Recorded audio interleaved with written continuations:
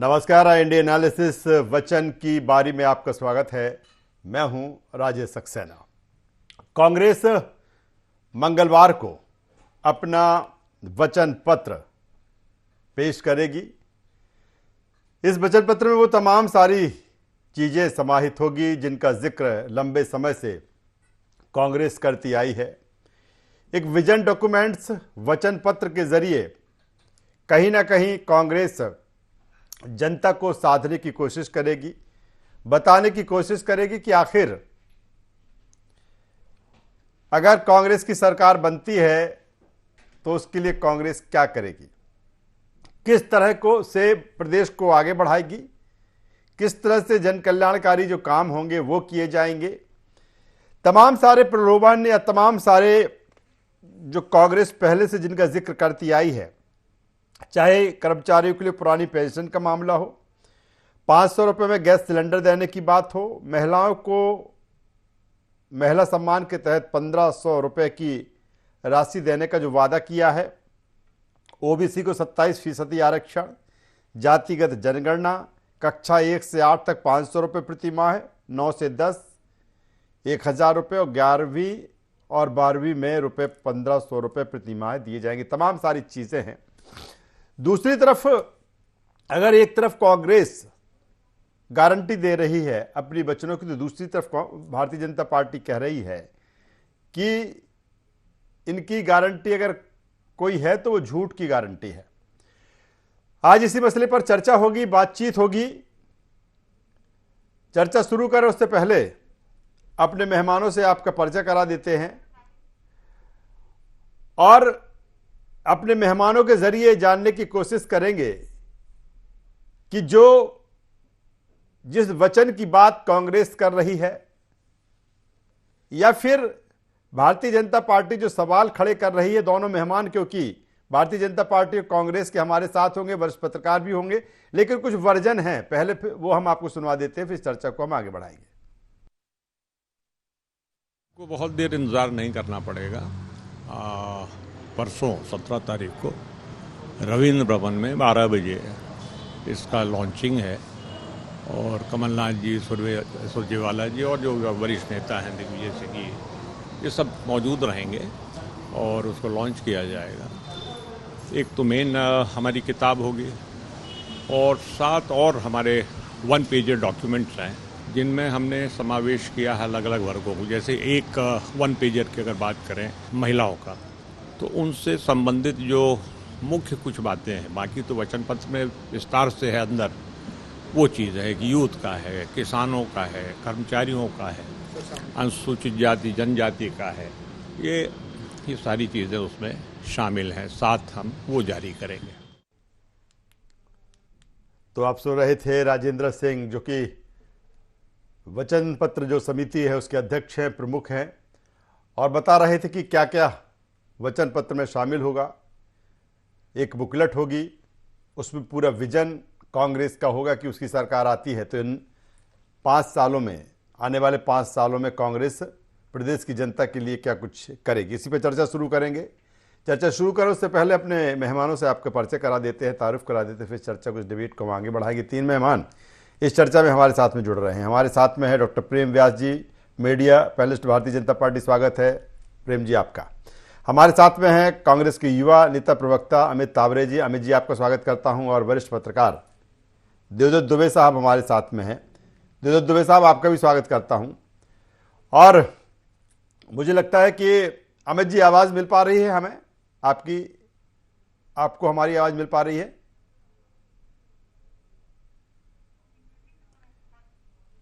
चलिए, मुझे लगता है कि जो हमारा संवाद है अमित तावरे से, अभी वो कनेक्ट नहीं हो पा रहा है। और मैं चाहूँगा कि सबसे पहले मैं अमित तावरे जी के पास ही आऊँ, क्योंकि बात कांग्रेस के वचन पत्र की हो रही है, कांग्रेस के विजन डॉक्यूमेंट्स की हो रही है। और दूसरी तरफ अगर बात की जाए तो जिस तरह से कांग्रेस तमाम सारी गारंटी दे रही है, चाहे युवाओं की बात हो या कक्षा 1 से 8 तक 500 रुपये प्रति माह देने की बात हो, कक्षा 9वीं और 10वीं में रुपये 1,000 रुपये प्रतिमाह दिए जाएंगे, ये भी कहा जा रहा है। कक्षा 11वीं और 12वीं में रुपये 1,500 रुपये। इसके अलावा 500 रुपये में गैस सिलेंडर, यह तमाम सारी चीज़ें हैं। और एक विजन डॉक्यूमेंट्स के जरिए, वचन पत्र के जरिए कांग्रेस इन सारी चीज़ों को लेकर सामने आएगी। मैं चाहूँगा कि अमित जी जैसे ही हमसे जुड़ते हैं, हम चलिए जब तक अमित तावरे जी हमसे बेहतर तरीके से जुड़ते हैं, मैं डॉक्टर प्रेम व्यास जी के पास में आता हूं। हालांकि प्रेम व्यास जी, मामला कांग्रेस का है, कांग्रेस वचन पत्र लेकर आ रही है, तमाम सारी गारंटियां वो दे रही हैं, लेकिन उनके वचन पत्र पर चाहे उनकी सूची हो तब आपके सवाल है, और उनका वचन पत्र हो तब आपके सवाल है। उनकी गारंटी को आप झूठ की गारंटी बता रहे हैं। देखिए, वो तो पूर्व में किए गए कृत्यों के ऊपर निर्भर करता है। जैसे पूर्व में जितने भी झूठे वादे और ढकोसले किए गए थे, क्या वो पूर्ण किए गए? आप बताइए, मुख्यमंत्री कन्यादान जो प्रदेश में चल रही थी, क्या उसके लिए माननीय कमलनाथ जी ने उस समय अनुदान दिया, राशि दी उन मुख्यमंत्री कन्यादान वाली बालिकाओं को? युवा बेरोजगारों के लिए कहा था कि 4,000 रुपये हम भत्ता देंगे अगर हम सरकार में आते हैं, तो क्या 4,000 रुपये भत्ता दिया? किसानों के लिए कहा गया था 155 रुपये हम बोनस देंगे, तो क्या वो बोनस दिया गया? और तीर्थ दर्शन योजना हम सुचारू रूप से चलाएंगे। तीर्थ दर्शन योजना में कितने लोगों को लाभान्वित करा, 1.5 वर्ष में कितने लोग तीर्थ योजना पर गए, दर्शन के लिए गए? बेगा सहारिया भारिया महिलाएं जो थी, जिनको 1,000 रुपये अनुदान स्वरूप दिया जाता था अत्यंत गरीबी के कारण, वो बंद कर दिया गया। छात्रवृत्ति, जो डिंडोरी के छात्र थे, 2 करोड़ रुपए के आसपास की जो राशि थी, वो यहाँ से तो अंतरित हो गई, लेकिन वहां उन छात्रों तक नहीं पहुंच पाई। तो पूर्व में किए गए वादों पर कितना खरा उतरे हैं कमलनाथ जी, और कितने दिन में उन वादों को पूर्णता प्रदान करी, ये तो एक बात हो गई। दूसरा, लेकिन प्रेम जी वो वचन कह रहे हैं पत्र कि की आपने वादा बात, निभाने का समय ही नहीं दिया, उनकी सरकार गिरा दी। इसलिए चूंकि जो विजन डॉक्यूमेंट्स होता है, वचन पत्र होता है, वो 5 साल के लिए होता है। वो कहते हैं अगर हमारी 5 साल सरकार रहती तो हम सारी चीजें का इम्प्लीमेंटेशन करते, वो सारे वचन निभाते। के पेड़ तो पालने में ही दिखते हैं। 1.5 वर्ष का कार्यकाल में ऐसी कितनी योजनाओं पे इन्होंने प्रारंभ कर दिया था काम। 30,000 करोड़ रुपए के आसपास का बजट निर्धारित करा, और उसके बाद किसान जो कर्ज माफी थी, उसके लिए 1.5 वर्षों का समय लग गया। राहुल जी तो मंच से बोल के गए थे कि 10 दिन में अगर माफ नहीं हुआ तो सरकार बदल लेंगे। या तो झूठे वचन ना दे, ये कहना था हम 5 साल में बंद करेंगे, हम 5 साल बाद करेंगे, या उसके लिए विधिवत योजना बना के करेंगे। तो पूर्व से विधिवत योजना ना होना और उसको जनता के समक्ष में झूठ के रूप में प्रेषित करना, इसी का तो विरोध हम कर रहे हैं कि आप जो कर सकते हो वो बोलिए ना। हम तो भारतीय जनता पार्टी जितने भी योजनाएं लाई थी, उन योजनाओं को धरातल पर आज भी चला रही है, किसी भी तरह से चला रहे हैं। हमने विभिन्न स्रोत बनाए हैं आय के, विभिन्न स्रोतों के माध्यम से हमने कहा है कि हम जितना बजट चीजें बढ़ा रहे हैं, योजना बढ़ा रहे हैं, उसको बजट में निश्चित रूप से लाएंगे, और उसके लिए हमने क्रियान्वयन भी प्रारंभ कर दिया। अब इन्होंने जो पूर्व में भी कार्य नहीं किए थे, अभी भी नहीं किए, और अभी तो आप ये समझिए, ये योजनाएं और जो वचन है वो कब लाएंगे, जब इनके यहाँ अभी तो पुतला दहन हो रहा है। आप इंदौर में देखिए, पुतला दहन हुआ है। 4 क्या नंबर भारतीय में जनता पार्टी में ये स्थिति नहीं है? भारतीय जनता पार्टी में कहां पुतला दहन हुआ या कहां इतना असंतोष हुआ? मैं आपको नाम बता देता हूं। आपके कई नेता बीजेपी को अलविदा कह गए, वो कांग्रेस में शामिल हो गए जाके। देखिए, मैंने तो आपको पूर्व में बताया था कि जिनके सर्वे के अकॉर्डिंग जो अपने आप को फिट समझता था, भारतीय जनता पार्टी उसको फिट नहीं समझती थी, वे गए हैं। और दूसरा, यहाँ तो प्रेस कॉन्फ्रेंस ली जा रही है वीडियो के माध्यम से। चलिए आता हूं प्रेम जी, आता हूं मैं सीधे अमित तावरे साहब के पास में आता हूं, क्योंकि बात कांग्रेस की वचन पत्र की हो रही है। मंगलवार को वचन पत्र आने वाला है, और एक वचन देगी जनता को कि अगर सरकार आती है तो हम ये आपके लिए करेंगे। अमित जी, सीधा सा सवाल, आरोप प्रत्यारोप से पहले जो एक पिटारा खुलने वाला है और जिनकी गारंटी आप दे रहे हैं, क्या कुछ अलग अलग वर्गों को समाहित होने वाला है? देखिए, निश्चित तौर पर 2018 में भी हमने वादा किया था मध्य प्रदेश की जनता से और मध्य प्रदेश के हर एक वर्ग से, और जो किसान कर्ज माफी की प्रेम जी बात कर रहे हैं, तो मुख्यमंत्री पद की शपथ लेने के बाद यदि कोई पहली फाइल हमारे पूर्व मुख्यमंत्री कमलनाथ जी ने यदि साइन की थी, तो वो किसान कर्ज माफी की फाइल थी। और भारतीय जनता पार्टी के नेता झूठ कितना भी बोलते रहे, लेकिन इनके कृषि मंत्री ने विधानसभा के पटल पर स्वीकार किया था कि कमलनाथ जी की सरकार ने 26 लाख किसानों का कर्जा माफ हुआ। तो ये संपूर्ण मध्य प्रदेश जानता है। 1000 से अधिक गौशालाएं हमने बनाई, ये सभी लोग जानते हैं। बिजली के क्षेत्र में जो बड़े बड़े लंबे चौड़े बिल आते थे वो किस तरीके से कम हो गए थे, ये मध्य प्रदेश की जनता ने कमलनाथ जी के कार्यकाल में देखा है। और जनता के मन में ये दर्द भी है कि एक अच्छी चलती हुई सरकार को 5 साल तक ना चलने देना और सौदेबाजी करके गिरा देने का दर्द मध्य प्रदेश की जनता के दिल में अभी भी है। और दूसरी बात, चूंकि कांग्रेस पार्टी, राजेश जी, इस देश की सबसे पुरानी पार्टी होने के साथ साथ इस देश की आजादी की लड़ाई में इस जनता के साथ खड़ी हुई थी, तो सबसे ज्यादा नैतिक जिम्मेदारी जो है वो कांग्रेस की बनती है जी। और आज ये जो मध्य प्रदेश है लगातार लूट की भेंट चढ़ रहा है, भ्रष्टाचार चरम पर है, महिला अपराध लगातार बढ़ते जा रहे हैं। मध्य प्रदेश का जो वित्तीय प्रबंधन है वो किस गर्त में जा चुका है ये आपसे हमसे छुपा हुआ नहीं है जी। बेरोजगारों की क्या स्थिति है आप और हम सभी लोग जानते हैं कि लगातार पूरे परिवार के परिवार आत्महत्या कर रहे हैं जी। तो इस तरीके से कुशासन को मुक्ति दिलाने का जो संकल्प है वो कांग्रेस का हर एक कार्यकर्ता, हर एक नेता माननीय कमलनाथ जी के नेतृत्व में तैयार है। और जो भी बातें हम मध्य प्रदेश की जनता से कर रहे हैं वो निश्चित तौर पर पूरा होगा। ये हमको ही नहीं, मध्य प्रदेश की जनता को भी पूरा भरोसा है। और अब तो पिछले कुछ समय से यदि आप देखें तो भारतीय जनता पार्टी के नेताओं को भी बातों पर भरोसा है हमारी, जो लगातार भारतीय जनता पार्टी को छोड़कर कांग्रेस परिवार में शामिल हो रहे हैं। आप सोचिए, वर्तमान विधायक शामिल हो रहे हैं कांग्रेस पार्टी में बीजेपी के। आज राजस्व मंत्री जी के क्षेत्र के पूरी की पूरी नगर परिषद जो है वो कांग्रेस में शामिल हो गई। पूर्व सांसद शामिल हो रहे हैं, पूर्व जिला पंचायत के सदस्य शामिल हो रहे हैं। लगातार 4-5 जो विधायक रहे हैं वो पार्टी छोड़कर जा रहे हैं। तो अब तो हमारी बातों पर भारतीय जनता पार्टी के नेताओं को भी भरोसा है। नहीं, लेकिन जब यही कांग्रेस के नेता बीजेपी में शामिल हुए थे तो आपके सवाल उठा रहे थे। आप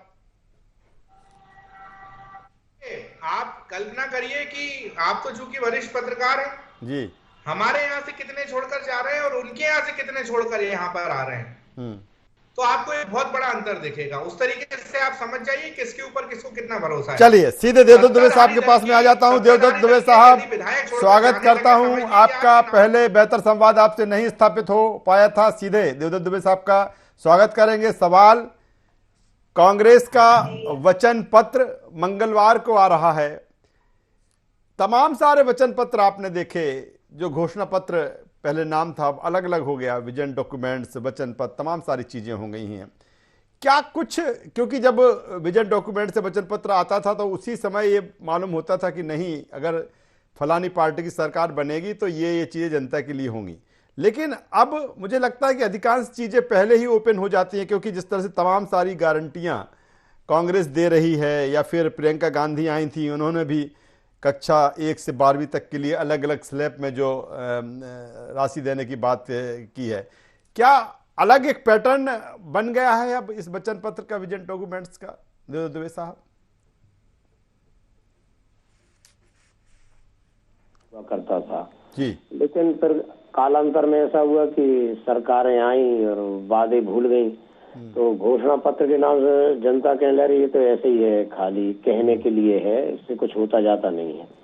तो एक दल ने उसका नाम संकल्प पत्र रखा, एक ने वचन पत्र रखा कि अब लोग भरोसा करें, शायद घोषणा पत्र का नाम बदल दिया तो अब भरोसा करें। तो इस पे भी चुनाव हो चुके हैं और वोटिंग हो चुकी है। बात वही है कि आप जो कर सकते हो वो कहें। मुझे लगता है बहुत सुधार हुए हैं चुनाव में। एक चुनाव आयोग को ये भी सुधार करना चाहिए कि जो भी आप घोषणा करते हैं उसके आपको सामने ये बताना पड़ेगा कि हम ये राशि कहाँ से लाएंगे। कि जब हम इतनी रेवड़ियां बांटने की जो संस्कृति पूरे देश में चल रही है, और दूसरा जो दल जो वादे करता है अपने संकल्प वचन पत्र में, यदि वो सरकार में आने के बाद पूरे नहीं करता है तो उसको अगले 5 साल जब वो चुनाव में जाए तो उसको वचन पत्र करने का अधिकार ना दिया जाए, जारी करने का। पहले आप जो करके आए हैं उन वादों को ही कहें कि हम शेष जो वादे रह गए वो पूरे करेंगे, या उनको कुछ दिन के लिए बैन करना चाहिए। क्योंकि अब कोई भी कुछ भी कह रहा है, आप अभी कहो कि हमें आसमान से तारे चाहिए तो वो कहेंगे हाँ हम तोड़ के ला देंगे। तो ये जो है जनता भी समझ रही है, इन सब में नहीं भाई, आप तो वो बातें करिए जो कर सकते हैं, बुनियादी चीजों पे फोकस करिए। आम आदमी की जरूरत शिक्षा है, स्वास्थ्य है, ईमानदार प्रशासन हो और अच्छे जनप्रतिनिधि हो जो लोगों के सुख दुख में सहभागिता करें, उनकी समस्याओं को समझें, एक सहजता सरलता हो उनके जीवन में। बहुत ज्यादा कोई डिमांड नहीं है आम जनता की। जो एंटी इनकम्बेंसी पनपती ना, वो इसी कारण पहनती है कि नेता जैसे विधायक या मंत्री बना, फिर उसके रुतबा देखने लायक होते हैं, वो सीधे बात ही नहीं करता या किसी पे कोई भी कार्रवाई करा दो। चलिए देवदत्त दुबे साहब, बेहतर बात आप कर रहे हैं कि जनता की कोई ऐसी डिमांड नहीं है, लेकिन जो राजनीतिक दल है जिनको ये लगता है कि नहीं सत्ता के सिंहासन तक पहुंचना है, कैसे वोटर को अपने साइड किया जाए, और यही कारण है कि तमाम सारे प्रलोभन हैं। और जिन चीजों का जिक्र हम कर रहे हैं देवदत्त दुबे साहब, सब में कुछ ना कुछ है। अगर अब 1 से 8वीं तक अगर कांग्रेस कह रही कि 1 से 8वीं तक की जो शिक्षा होगी उसमें 500 रुपये प्रति माह देंगे, उसके बाद 9वीं से 10वीं में हम 1000 रुपये दे देंगे, 11वीं और 12वीं में हम 1500 रुपये दे देंगे, सिलेंडर 500 रुपये, तमाम सारी चीजें। सीधे मैं आऊंगा डॉक्टर प्रेम व्यास जी के पास में। डॉक्टर प्रेम व्यास साहब, ठीक है, हम बात कांग्रेस की वचन की हो रही है, गारंटी की हो रही है, आप गारंटी झूठ की गारंटी बता रहे हैं, लेकिन वो तो कह रहे हैं, कांग्रेस वाले कह रहे हैं कि भाई इतने तमाम सारे जो बीजेपी के छोड़ के कांग्रेस में आ रहे हैं वो उनकी गारंटी से प्रभावित हैं, इसीलिए वो कांग्रेस ज्वाइन कर रहे हैं। बातों में भरोसा, जो शब्द कहा था कि बातों में भरोसा की बात बहुत हो रही है।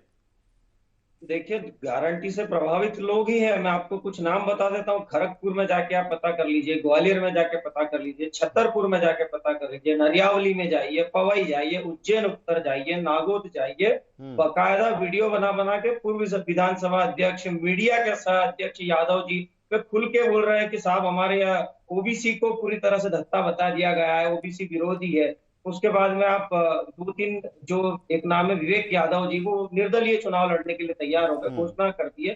प्रेमचंद गुड्डू, उनकी पुत्री को टिकट मिला है और वो बोल रहे हैं मैं तो निर्दलीय लड़ूंगा। उसके बाद धार से कद्दावर नेता गजेंद्र सिंह राजू खेड़ी, उन्होंने कल कांग्रेस त्याग दी है और 1-2 दिन में वो भारतीय जनता पार्टी ज्वाइन कर रहे हैं। कुछ विधायक हैं जो 3 सिटिंग विधायक थे, जो उनके सुरजेवाला दिग्विजय सिंह साहब, और इन्होंने जिनके टिकट कटवा दिए वे। लेकिन डॉक्टर प्रेम व्यास जी, जो चीज आप करें वो सही की गारंटी है, कांग्रेस जिसको लेके कहे आप उसकी झूठ की गारंटी बता रहे हैं। वो 1500 रुपए देने की बात कर रहे हैं, आप कह रहे हैं झूठ की गारंटी है। वो 500 रुपए में गैस सिलेंडर देने की बात कर रहे हैं, आप कह रहे हैं झूठ की गारंटी है। जबकि वैसा आप ही कर रहे हैं ना, जब उन्होंने 5 से किया तो आपने 450 कर दिया।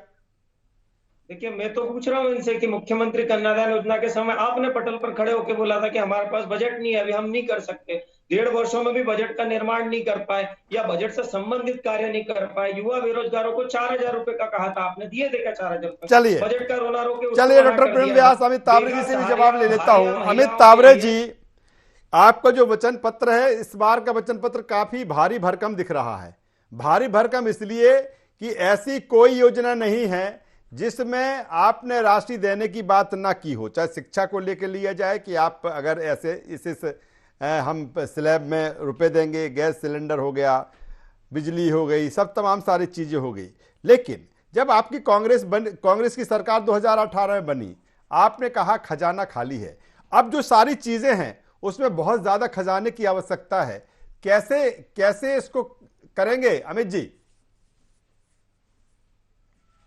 देखिए, 26 लाख किसानों का कर्जा तो हमने माफ किया ही था। हमारी सरकार यदि 5 साल चलती तो हम सारी चीजें वो कह रहे हैं कि 10 दिन में कहा था आपने। बात तो सुनिए जी, हम स्टार्ट करते हैं बच्चों को जो हमने घोषणाएं करी हैं, ठीक है। यही मध्य प्रदेश है राजेश जी, जहां पे कैग ने कहा कि इस सरकार ने बच्चों को भी नहीं छोड़ा। बच्चों का भी जो पोषण आहार का घोटाला था वो 100 करोड़ रुपए के आसपास था जी।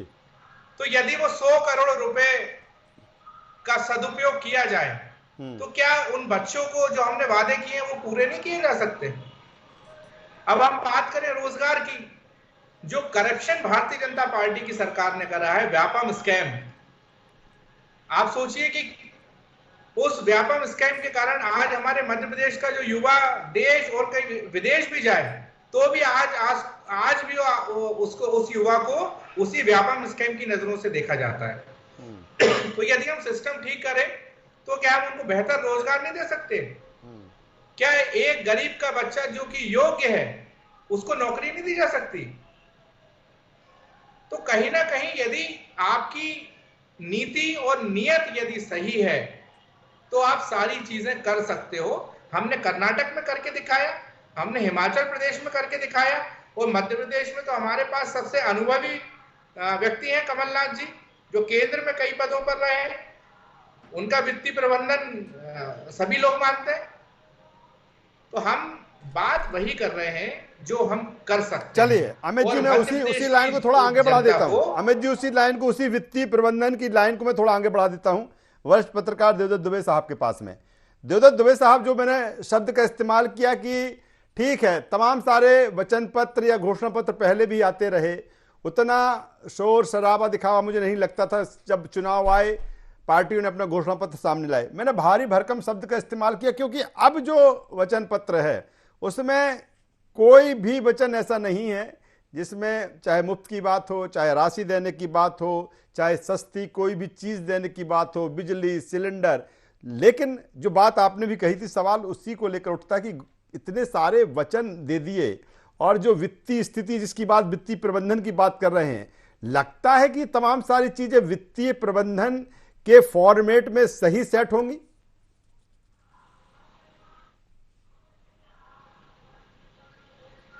लाखों करोड़ के कर्जे में है और बहुत सारी चीजें हम देख रहे हैं कि पेमेंट रुके हैं, तो वैसी स्थिति तो नहीं है अभी कि इस तरह की किया जाए। लेकिन ये अब मजबूरी हो गई है दलों की, जिस तरह से पूरे देश में ये रेवड़ी बांटने की संस्कृति चली है, तो उसमें अब जो दल नहीं करेगा उसको नुकसान होगा। तो ये तो अब एक वो बन गया कि आवश्यकता हो गई कि हमें कुछ ना कुछ करना ही पड़ेगा। और अभी तो क्या है, अभी तो ये सिलसिला कुछ एक दशक से शुरू हुआ है, अभी इसके परवान चढ़ने दो, क्या क्या चीजें कौन कौन फ्री देते हैं, कैसे कैसी चीजें उनको ऑफर करते हैं, क्योंकि ये तो होड़ में शामिल हो गए सब लोग कि आप ये दोगे हम ये देंगे। सर आखिर में वक्त का मैं एक सवाल और कर लेता हूं कि पहले भले जो जनता हो वो घोषणा पत्र, वचन पत्र, विजन डॉक्यूमेंट्स भले ना पढ़ती हो, देखती हो, सुनती हो, मुझे लगता है कि अब तो जनता को भी इंतजार होगा, वो बुकलेट चाहेगी, जनता भी चाहेगी कि अपने सामने रखें, देखते हैं कौन कितना फायदा हमें दे रहा है। बिल्कुल सक्सेना जी, पहले दल का, प्रत्याशी का मूल्यांकन होता था, इन सब पे चीजें ध्यान नहीं देते थे। लेकिन जब से ये शुरू हुआ, आखिर लोगों का बजट होता ना कि इतना, जैसे पूरा बिजली पानी का बिल दिल्ली में नहीं आ रहा है तो उनको लगता है इतने पैसे बच रहे हैं, तो एक जो लाभार्थियों की संख्या बढ़ाने की होड़ शुरू हुई, उसके कारण है। नहीं तो अब तो एक मुकाबला प्रत्याशियों के बीच है, एक दलों के बीच है, और तीसरा वचन पत्र और संकल्प पत्र के बीच भी मुकाबला है कि आखिर इसमें कौन भारी पड़ रहा है। चलिए, बेहतर बात देवदत्त दुबे साहब आप कर रहे हैं, और निश्चित तौर पर कांग्रेस अपना मंगलवार को वचन पत्र लेकर आ रही है और जनता के सामने रखेगी कि अगर उसकी सरकार आती है तो कौन कौन वचनों को 5 साल में वो पूरा करेगी। हालांकि अभी भारतीय जनता पार्टी के विजन डॉक्यूमेंट्स का भी इंतजार होगा, जनता एनालिसिस करेगी, विश्लेषण करेगी कि किसका विजन, वचन बेहतर है, और मुझे लगता है कि वही सारी चीज़ें होंगी। जो भी दल इन तमाम सारी एक्सरसाइज में जनता को आकर्षित कर लेगा, वोटर को आकर्षित कर लेगा, उसी की ही वैतरणी पार हो जाएगी। तीनों मेहमानों का धन्यवाद करूंगा, शुक्रिया करूंगा। तो कुल मिलाकर चुनावी समर और इस समर का समय धीरे धीरे नज़दीक आता जा रहा है। कई सूचियां भी सामने आ गई हैं, कैंडिडेट भी अब आमने सामने हो गए हैं, कुछ सूचियां भी बाकी हैं, और अब वचन पत्र, विजन डॉक्यूमेंट्स या कहें घोषणा पत्र भी सामने आ रहे हैं। लेकिन आखिर में लोकतंत्र, प्रजातंत्र में जनता ही सर्वोपरि है। जनता ही ये तय करेगी कि किसका वचन अच्छा है, किसका विजन अच्छा है, किसके जो प्रत्याशियों का सिलेक्शन है वो अच्छा है। फिर उसी आधार पर जो वोटर है एमपी का, वो अपनी मोहर लगाएगा। इंडियन एनालिसिस बस इतना ही। IND 24 पर खबरों का सिलसिला लगातार जारी है, बने रहिए हमारे साथ। नमस्कार।